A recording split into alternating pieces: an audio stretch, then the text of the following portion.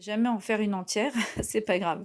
Donc le korban chagiga qui était consommé chaque jour de fête, chaque jour de Yom Tov au temple, et il représentait à Pessah le plat principal, puisque le korban Pessah était consommé comme un dessert, c'est-à-dire comme les dernières choses qu'on devait garder à la bouche.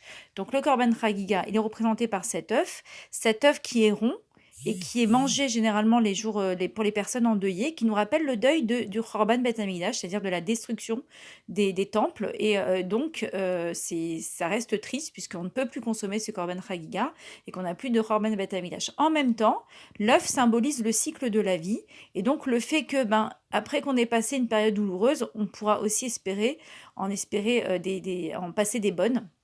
Donc c'est aussi un message d'espoir de l'œuf de revenir à un troisième Beth Amikdash et de pouvoir consommer ce Korban Chagiga. En face, du côté droit des Matzot, on a le Zroa. Alors je ne le traduis pas tout de suite, pourquoi? Parce que le Zroa, ça va dépendre des coutumes. Certains disent qu'il ne faut pas absolument pas qu'il y ait de l'agneau pour pas rappeler justement, pas qu'il y ait confusion avec le Korban Pessah, le sacrifice de l'agneau pascal, comme on dit en français, de l'agneau de Pâques qu'on faisait au Beth Amikdash. Mais donc, ils vont utiliser un coup de poulet. D'autres prennent l'os d'agneau, mais évidemment, alors certains disent qu'il faut le griller, d'autres qu'il ne faut pas du tout le griller, parce qu'il ne faut pas que ce soit... En tout cas, je précise qu'il est interdit de manger de l'agneau grillé le soir de Pessah, d'accord? Si vous avez de l'agneau à griller à manger, c'est pas le soir de Pessah, c'est dans la journée, le lendemain par exemple, mais surtout pas le soir du Seder, il ne faut pas qu'il y ait de confusion.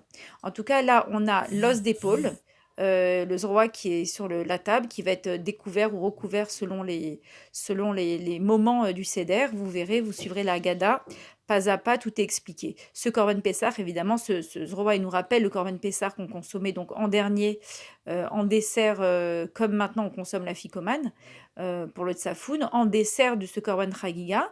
Et pourquoi est-ce qu'on est souvent très nombreux à Pessah? C'est parce qu'à l'époque, au Beth Amikdash, déjà, les Juifs se rassemblaient, puisque tout devait être consommé, si vous vous rappelez dans la paracha de Beau, tout devait être consommé, rien ne devait rester dans la mesure du possible du Korban Pessah.